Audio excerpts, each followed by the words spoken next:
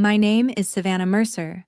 I am 29 years old, and the night my father laughed in my face after I got fired, I learned there are some families that only love you when your life looks expensive enough to brag about. He leaned back in his chair like he had been waiting years for that moment, grinned over his whiskey, and said, "You have always been all talk, no results." My mother did not correct him. She just kept arranging flowers for the party they were throwing 3 days later for my younger brother and his unpaid internship at a luxury real estate firm in Raleigh, the kind of internship rich parents treat like a Nobel Prize if it gives them something shiny to tell neighbors. When I asked if I could at least come to the backyard dinner, my mother looked at me like I had asked to be seated at my own funeral. "Why?" she said.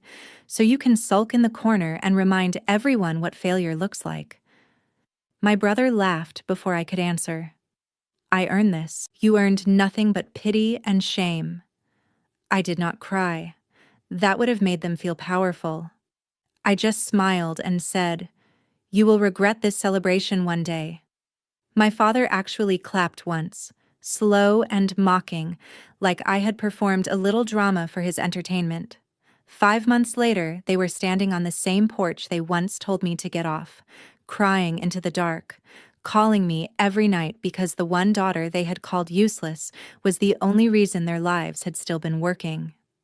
Before I tell you what he said, and what happened after I walked out, tell me what time it is for you right now, and where you are watching from.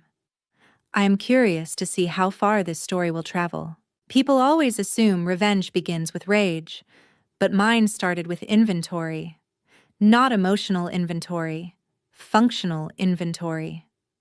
Because the truth was ugly and simple. I had not just been living in that house after losing my job. I had been quietly holding together almost every moving piece my family was too proud or too careless to notice. For 2 years, while I worked remotely as a brand strategist for a mid-sized hospitality design studio, I also became the unofficial operations brain behind my father's landscaping business, Mercer Grounds. It looked glamorous from the outside. High-end patios, outdoor kitchens, custom stonework, lighting systems, water features for gated communities, and oversized homes where clients said things like curated outdoor living and estate continuity with perfectly straight faces. My father liked being called a craftsman and a businessman. What he really was, at least by the time I moved back in after my layoff, was a talented frontman standing on top of a mountain of administrative labor he did not understand. That labor was me. I rebuilt his scheduling system after he nearly lost 3 clients in 1 week.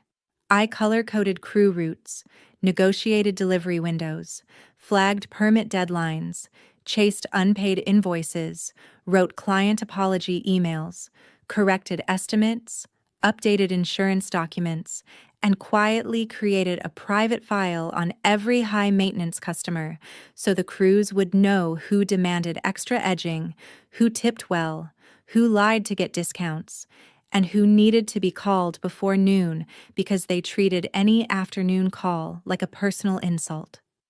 My mother handled the books badly and called it old-school discipline. My brother took drone footage for the company Instagram, wore clean boots for staged photos, and spoke about scaling the brand as if he had invented grass. I was the person who kept their promises from collapsing under them. But because none of what I did involved standing in a driveway with a clipboard and a crew behind me, it was invisible. And in families like mine, invisible work becomes proof you are worthless. My father worshipped visible strain, mud on your jeans, sunburn on your neck, loud phone calls, things that looked like labor to other men.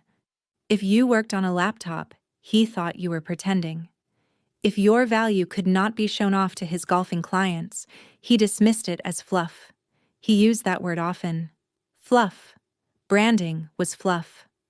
Client retention strategy was fluff. Workflow optimization was fluff. Even after Mercer Grounds doubled its repeat business in under a year because I standardized follow-ups and fixed their estimate system, he still told people he had figured out a few things himself. The worst part was not even his arrogance. It was how eager my mother was to help him rewrite reality. She loved narratives that made the family look disciplined, resilient, superior. To her, my brother was ambitious because ambition photographs well. I was unstable because failure stains the wallpaper. So when I got fired after my company lost a major hotel account and eliminated half my team, no one in my house asked how I was holding up. My father asked whether I had finally learned that real jobs cannot be done in sweatpants. My mother asked if I planned to mope all summer. My brother asked if I was going to put being downsized on LinkedIn as a personal growth pivot. That was the tone in the house. Not concern, not disappointment, contempt, dressed as tough love. Looking back, the backyard party was only the public version of what they had already been doing privately. They just got careless enough to say it with witnesses around, and maybe that was their mistake. Because humiliation changes shape when other people hear it. It stops being pain you can explain away. It becomes evidence. That week, I stopped thinking like a daughter and started thinking like the only competent operator in a failing system. What happens to a machine when the person who knows all the hidden switches walks away? The party happened on a Saturday night, 2 days after my mother told me I would ruin the mood by showing my face. I should have left the house then, but a part of me stayed because I wanted to know how far they would go if they no longer had to pretend. I did not have to wait long. By 4 in the afternoon, the backyard looked like a curated Southern magazine spread. Rental string lights, white linen on folding tables disguised with draping, tall glass drink dispensers filled with lemon slices and mint. My mother moved from arrangement to arrangement in a navy dress she only wore when she wanted people to think our family lived at a higher tax bracket than it did. My brother practiced his story near the grill like an actor rehearsing a monologue. He had landed an unpaid internship through the father of a girl he dated for 6 weeks in college. But in my parents' retelling, he had been selected after fierce competition because of his drive. Drive. That word nearly made me laugh. He had no driver's license for a year because he forgot to renew it twice. He missed deadlines, lost receipts, and once sent a client's rendering deck to the wrong email list and blamed a server glitch. But he was charming, photogenic, and male in a family that mistook confidence for competence. Around 6, guests started arriving. Couples from church, 2 long-term clients, my mother's tennis friend, one of my father's suppliers. I stayed in my room at first, then came downstairs because hunger beat dignity, and I thought I could at least grab something from the kitchen without being seen. I had just reached for a plate when my father stepped into the doorway and said, not quietly, "I thought we covered this. We are not doing one of your moods tonight." A few people in the hall turned. I said I was only getting food. My mother appeared beside him with that tight smile she used when she wanted to stab someone politely. Then eat, after they leave. I am not having this celebration turned into an awkward little pity vigil. My brother followed, drink in hand, enjoying himself too much to hide it. "If you come out there looking like that," he said, "everyone will spend the night wondering if Dad had to drag his unemployed daughter through another breakdown." He paused, looked me over, then added, "Actually, maybe that would help me. Nothing makes success pop like a side-by-side before and after." Several people laughed nervously. But they laughed. That is something people love to pretend did not happen in family stories. They always say, "No one knew. No one understood." No, some people understand perfectly well. They just decide comfort matters more than decency. I asked my father if he was seriously throwing me out of a party in the yard of the house where I was sleeping in the guest room because they had told me to save money while I job searched. He shrugged and said, "Then stop acting like a guest and start acting useful." I still remember the heat in my face. Not because I was about to cry, because I was suddenly, almost beautifully calm. Have you ever been insulted so precisely that your grief becomes arithmetic? My mother crossed her arms and said, "Why do you insist on making everything about you? Your brother finally has momentum and you cannot stand it." I looked at my brother.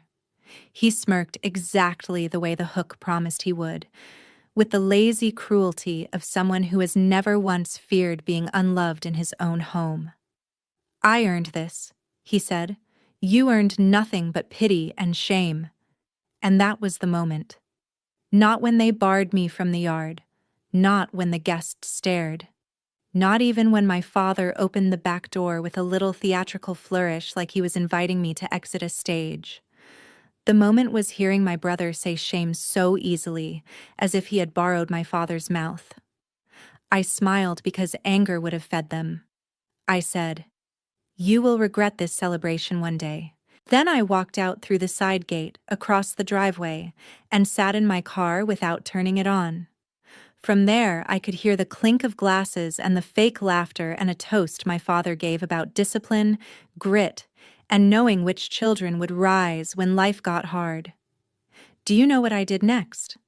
I opened the Notes app on my phone and started listing every process, password, contact, deadline, estimate template, supplier code, and client preference living only in my head or on my laptop.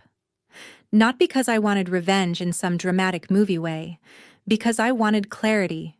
If the family believed I was nothing, then I needed to measure exactly how much nothing they were standing on. By midnight, I had 73 items. By 2 in the morning, I had 91. At 3:20, I wrote one line at the top of the note and underlined it twice. They do not miss me. They outsource themselves through me. The next morning, I packed 2 suitcases, 1 plastic storage bin, my laptop, and the little basil plant I had been keeping alive on the kitchen window because no one else watered it. My mother saw me by the front door and asked if this was another stunt. My father shouted from the den that I would be back the second I realized the world did not reward self-pity. I told them not to worry. I was finally going to do something useful. Then I left. No screaming, no shattered plates, no speech about respect. That is another thing people misunderstand about revenge. Sometimes the most dangerous exit is the quiet one, because no one hears the structure cracking until long after the person carrying the weight is gone. For the first 3 weeks after I left, my family thought they were winning. I know that because my mother posted filtered photos of the backyard from the party with captions about new seasons and proud milestones, and my brother uploaded slick little reels from job sites pretending Mercer Grounds was entering a bold expansion phase. My father told relatives I had moved out to prove a point and would settle down once real life humbled me. He said that to anyone willing to listen, because men like him think confidence can substitute for logistics. I rented a furnished room above a retired widow's garage on the south side of town, 10 minutes from the highway and 20 minutes from the Mercer house, though I might as well have been on another planet. The room was small, clean, and so quiet it startled me. The woman renting it to me was named Mrs. Bell, and on the second day, she asked what I actually did for work. Not what happened to me, not why I was there. What I did. I told her the truth. Brand systems, operations cleanup, client communication, process design, digital workflow rescue. She blinked once and said, "So you make messy businesses stop embarrassing themselves." It was the first accurate description of my value I had heard in years. I almost cried from the shock of being seen correctly. I spent my days applying for jobs, freelancing where I could, and rebuilding my portfolio with actual case study language instead of the polite ghost work I had done behind companies too vain to admit they needed help. One of those gigs came through a former client named Nolan Reed, who had gone independent after leaving a boutique events agency in Charlotte. He needed someone to rescue a half-collapsing operation stack for a growing home services franchise. He remembered me because 2 years earlier I had quietly fixed a campaign timeline disaster in under 48 hours and never bragged about it. He paid me enough to breathe, then referred me to someone else, and then someone else. Not glamorous work, not cinematic, just enough to start moving again. Meanwhile, the calls from home began, and their evolution told me everything. At first, it was practical confusion disguised as annoyance. My mother texted, "Do you know where the updated tax binder is?" Then, "We cannot open the new vendor file. Did you move things around?" My father called and left a message saying a client was claiming they had been promised a revised stone sample list and asking what ridiculous filing system I had used this time. My brother sent, "Hey, random question. What login did you use for the drone insurance renewal thing? No apology, no concern. Not one. Are you okay?" Every contact from them proved the line in my notes app had been right. They did not miss me. They were trying to restart a machine without the manual. So I ignored them. At first, that felt petty. Then I reminded myself of the kitchen doorway, the laughter, the word shame spoken like a verdict. Silence stopped feeling cruel after that. It started feeling accurate. By the second month, little fractures began surfacing in places only I could have predicted. My father forgot a municipal permit deadline for a retaining wall project in an upscale development. The crew showed up, got shut down, and the client posted about it in the private neighborhood forum where rich homeowners trade recommendations and social executions with equal enthusiasm. My mother accidentally sent an outdated invoice to a client who had already paid a deposit, then called him twice demanding money he did not owe, which led to an email threatening legal review. My brother booked a drone shoot at the same time as an estimate meeting with one of our highest lifetime value customers because he thought the crew calendar synced automatically. It did not. It only did when I synced it. I heard about all of this indirectly through Nolan, through old contacts, through the little invisible town network where vendors, contractors, stylists, and service owners all gossip once money gets involved. The delicious part was that no single disaster looked catastrophic alone. That is how real collapse works. Not fireworks, erosion, delayed callbacks, wrong mulch deliveries, unsent follow-ups, a missed birthday arrangement for a client's wife that I used to quietly remind my father about, because wealthy people love to feel remembered. A proposal sent without updated pricing. A crew dispatched to the wrong entrance of a gated estate because no one had checked the notes field where I had once written in all caps, "Use service, gate off Laurel, front access will get you turned away." Mistakes stacked. Reputation thinned. Tempers shortened. By month 3, my uncle called to say your parents are under pressure and you should not enjoy this too much. I asked him whether he had also called when my father humiliated me in the kitchen. He said families say things in the heat of the moment. I asked whether he had heard my mother call me what failure looks like. Silence. Then the usual script. They did not mean it like that. I almost laughed. What other way is there to mean a sentence like that? During the 4th month, I landed a longer contract helping a regional property staging firm overhaul their client intake, communication scripts, vendor coordination, and rebooking system. The owner was sharp, demanding, and impossible to impress, which meant I liked her immediately. She gave me results to chase instead of pity to perform around. I stopped checking my family's social media. I started sleeping through the night.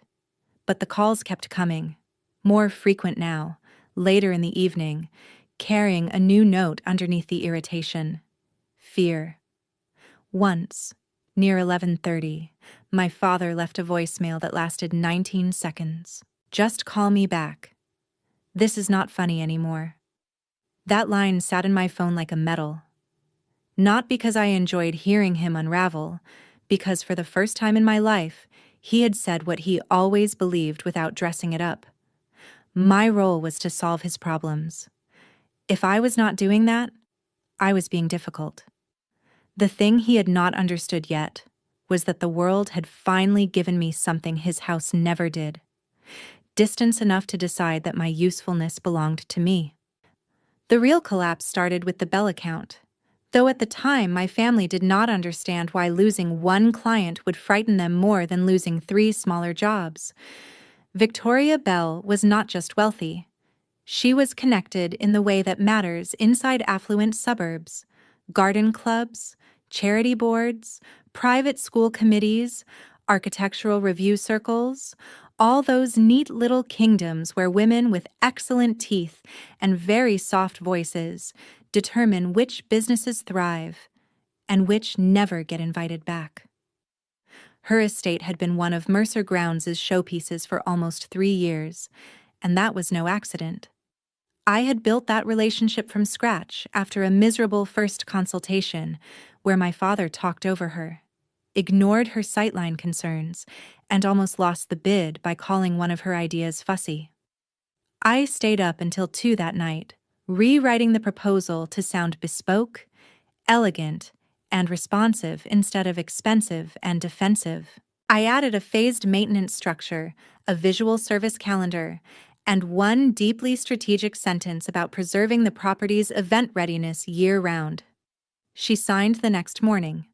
After that, I remembered every preference she had ever mentioned, which hydrangeas she hated, which evenings she hosted, which gate the staff used, which son had allergies to certain pollens, which annual party mattered most to her image.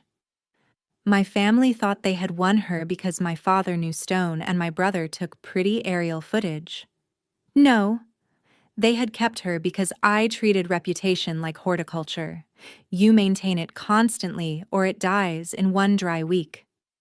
Toward the end of month 4, Victoria hosted a fundraising luncheon on her lawn for a hospital board circle. That event had always been a red-flagged date in my system because nothing could go wrong the week before it. No noisy equipment after Tuesday, no invoice confusion, no late pruning, no substitute crew. She did not want service, she wanted anticipation.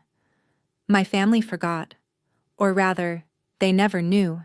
They trimmed too aggressively, delivered the wrong ceramic planters, and failed to replace a lighting transformer that had been flagged in the notes 3 months earlier.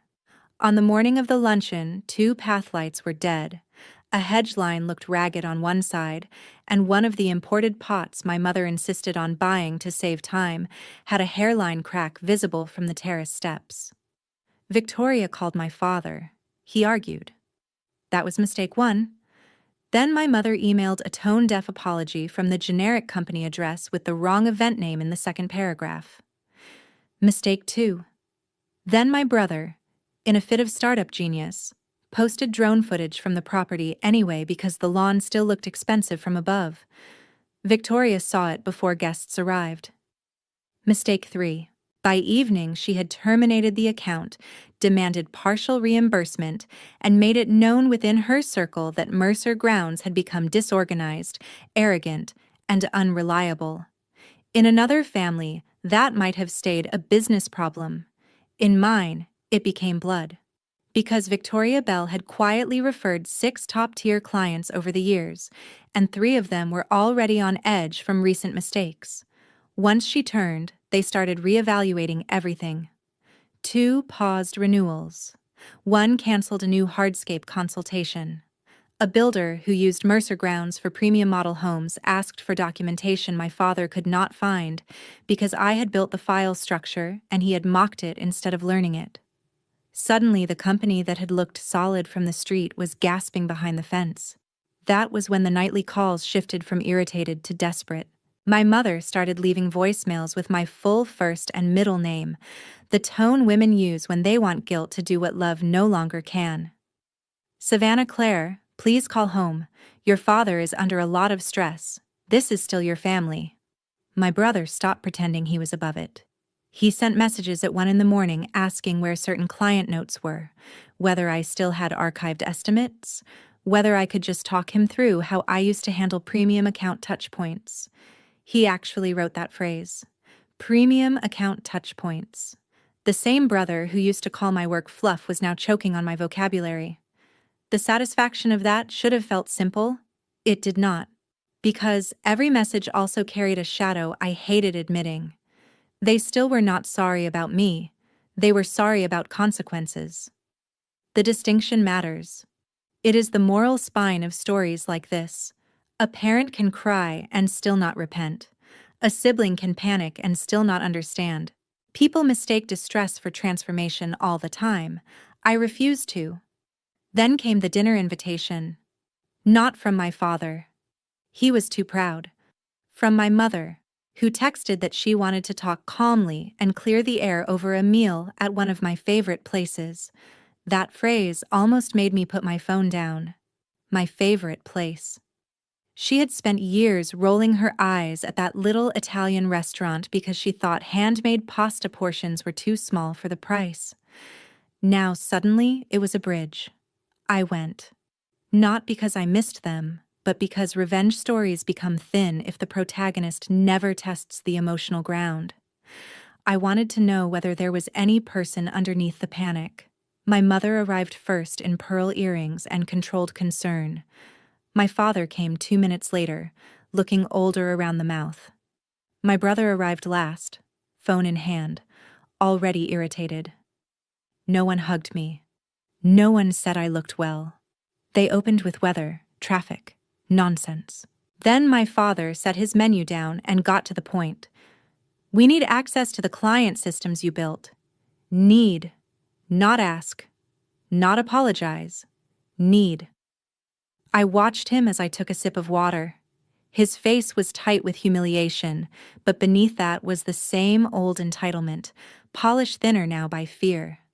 I said, "You invited me to dinner for passwords." My mother flinched, like I had been rude. "We invited you because this has gone on long enough," she said. "We all said things we regret." Everyone was emotional. That line almost impressed me. The sheer efficiency of it. 3 months of contempt boiled down to everyone was emotional. I asked her which part she regretted most. Calling me failure in the kitchen. Letting guests laugh.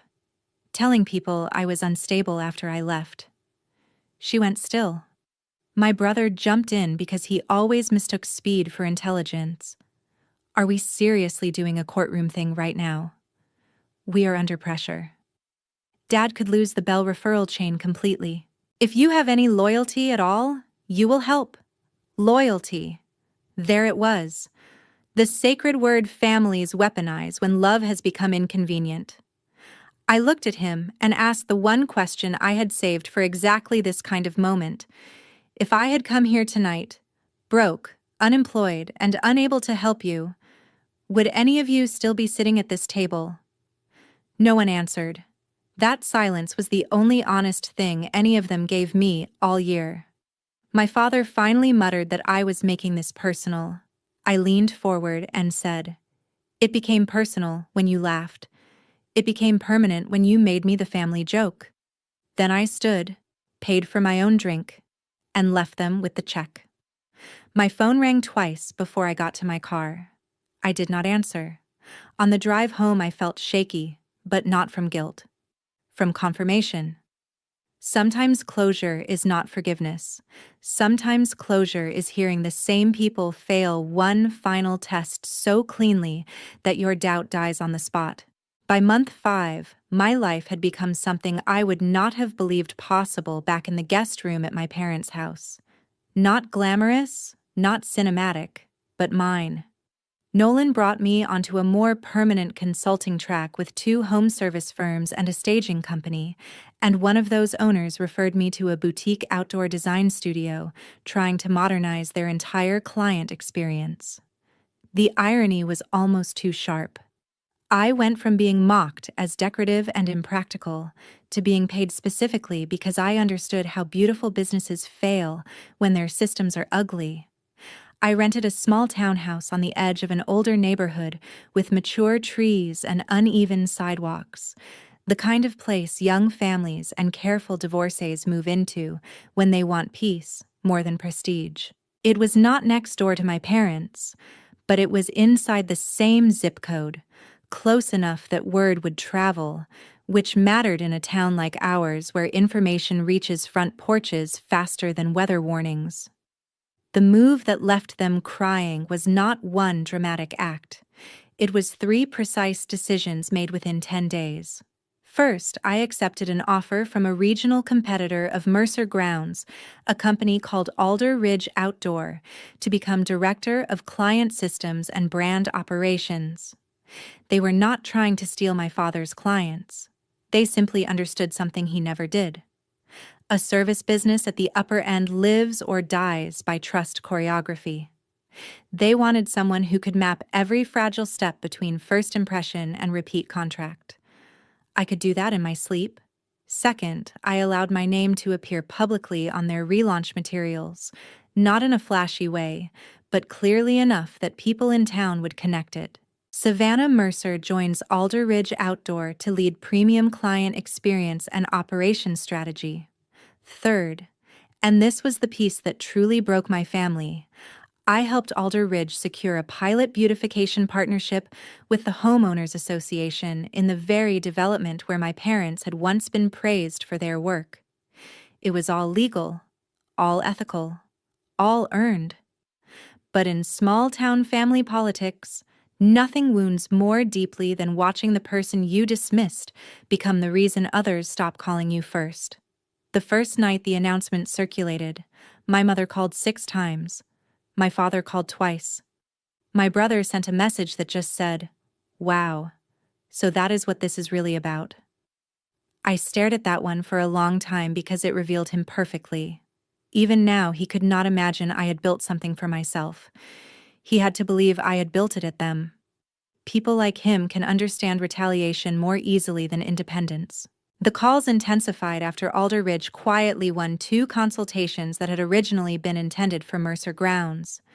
Not because I stole them, because clients talk. They ask who is organized, who follows through, who remembers preferences, who makes them feel safe spending large amounts of money. And now the answer to those questions no longer pointed to my father's company. One evening, just after 10, there was a knock at my townhouse door. I knew before I opened it who would be there. My parents on the porch. My mother already crying. My father not crying yet, which somehow made him look worse. Behind them, parked at the curb, my brother sat in the passenger seat staring straight ahead as if he had been dragged there against his will but could not bring himself to leave. For one disorienting second, I saw us all from outside, the daughter at the threshold, the parents aging under porch light, the son pretending not to witness the collapse of a hierarchy he had benefited from. My mother reached for my arm and I stepped back before she could touch me. "Savannah, please," she said. "Your father cannot sleep. We are losing people. Everyone thinks you hate us." I almost asked why that part mattered most. What everyone thought, but I did not have the energy. My father cleared his throat and spoke like each word had to scrape past glass. "We need you."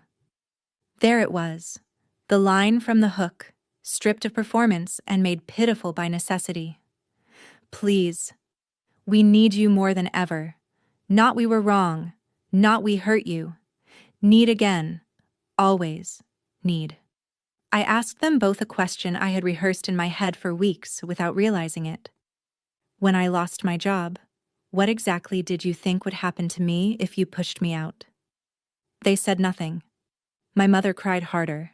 My father looked at the porch boards. I kept going because sometimes the cruelest thing you can do is force people to look directly at the thought they never finished. Did you imagine I would become stronger? Did you think I would find better people? Or were you comfortable with the possibility that I might completely break, as long as it happened somewhere you did not have to see? My brother got out of the car then, suddenly furious because shame turns to anger fastest in people who have never learned to bear it. "This is unbelievable," he said. "They are here trying. He used the same word people always use when consequences finally reach the guilty. I looked at him and said, "You smiled when Dad laughed at me. You called me shame in front of strangers. Do not talk to me about trying." That landed. He actually looked away first. My father then did something I had once spent years wishing for. He apologized. Not beautifully, not fully, but undeniably. He said he had gone too far, that he had been angry at the world, at money, at how things were changing, and that I had become the easiest place to put that anger. The truth of it stung more than the apology soothed, because I believed him. I believed that I had been the easiest place to put their frustration. That was the whole crime. I was safe to damage because they assumed I would keep loving them anyway. My mother started telling me families should not destroy each other over pride. I said, "Then you should have remembered that in your kitchen." My father asked whether I would at least consult for a few weeks, just to stabilize the business, train someone, help them avoid losing everything they had built. I looked past him into the dark street, then back at the house lights reflected in their car windows. And I realized the porch was doing to them exactly what the kitchen had once done to me. It had become a stage where power changed hands. The difference was I did not enjoy it as much as they expected. That is another truth revenge audiences feel deeply when it is written well. Satisfaction is real, but it is rarely pure. Sometimes the victory tastes like old smoke. I told them no, calmly, no speeches, no insults. Just no. My mother covered her mouth. My father nodded once, like a man hearing a sentence he already knew was coming. They stayed on the porch for another minute as if the ending might rewrite itself if they remained still enough. Then they turned away. My mother was crying openly by then. My father put one hand on her back, and suddenly they looked less like villains and more like two people who had spent so long grading their children that they never noticed they were being measured too. That image haunted me after they left. Not enough to change my answer, but enough to make the win feel human instead of cheap. They kept calling every night for almost 3 weeks after the porch visit, though the shape of the calls changed once they understood I would not rescue them. At first, the messages were practical. Questions about archived proposals, irrigation maps, client anniversaries, permit logs. Then they became emotional in the clumsy, belated way people try emotion when strategy fails. My mother left a voicemail saying the house felt wrong now and that she still turned to tell me little things when she was cooking. I listened to that one twice because it was the nearest she had come to missing me instead of my function. My father sent a text at 12:14 a.m. that simply read, "I know I was harder on you than Tyler." That was perhaps the largest truth he had ever typed in his life, and it still managed to feel smaller than the damage it described. My brother took longest to crack. Pride made him cruel before it made him reflective. But eventually he called from a number I did not recognize, and when I answered out of annoyance, there was a long silence before he spoke. He said the company was bleeding. 2 crews had quit after pay disputes and scheduling chaos. One foreman had accepted a better offer from a competitor. A builder who once handed my father steady premium work had shifted new developments elsewhere. Their church friends still smiled in public, but people had started talking about disorder, missed commitments, and how strange it was that the daughter no one mentioned anymore seemed suddenly connected to every business in town that was getting its act together. Then he said something that stayed with me for days. "I did not know you were doing all that. Not I was wrong. Not I am sorry. I did not know." It was honest, and in its own way it was an indictment. He had lived beside my labor and never bothered to see it. That is how a lot of family cruelty works in America, especially in houses where image and hierarchy matter. Not constant screaming, selective blindness, convenient underestimation. You keep someone small in your mind so you can keep yourself large. I asked him whether he wanted absolution or information. He said he did not know. That was the first adult answer I had ever heard from him. Months later, I ran into my mother at a grocery store on a rainy Thursday evening. She looked thinner, slower, softer around the eyes. We stood near the herbs and prepared meals like strangers forced into a rehearsal of old roles. Neither of us could play convincingly anymore. She asked if I was happy. I said I was peaceful. She nodded as though that distinction hurt. Then she told me the business had survived but smaller.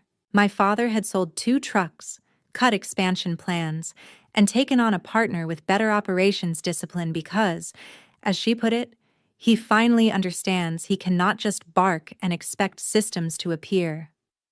Tyler had taken a salaried role elsewhere after his internship network failed to turn into the glittering future my parents had promised him. Apparently, the world had been less moved by his confidence than our dining room had been. I did not gloat. I did not need to. The life I had built was already answer enough. She asked if I thought there would ever be a way back. Not back into the business, back into the family. That question deserves honesty in stories like this, because audiences can smell fake healing from a mile away. The truthful answer was not never. It was not yet, and not cheaply. I told her some doors do not reopen because people knock when they are lonely. They reopen when the house on the other side has been rebuilt. She cried a little, there between rosemary and plastic clamshell salads, and I hated that I still loved her enough to feel something. But love is not permission. Love is not access. Love is not a contract that obligates the injured to become useful on command. In the months that followed, contact thinned. Holidays were awkward, negotiated, brief. I saw my father once at a charity auction tied to one of Alderidge's development partners. He looked at me across the room with a complicated expression I will probably spend years translating. Regret? Yes. Pride? Maybe. Loss? Definitely. He did not come over. He did not need to. The room itself was saying enough. People greeted me by name. They asked about strategy, client journeys, growth, and design systems. All the words he had once mocked as fluff. He watched other men listen to me. He watched women with checkbooks and influence ask for my card. He watched, I think, the funeral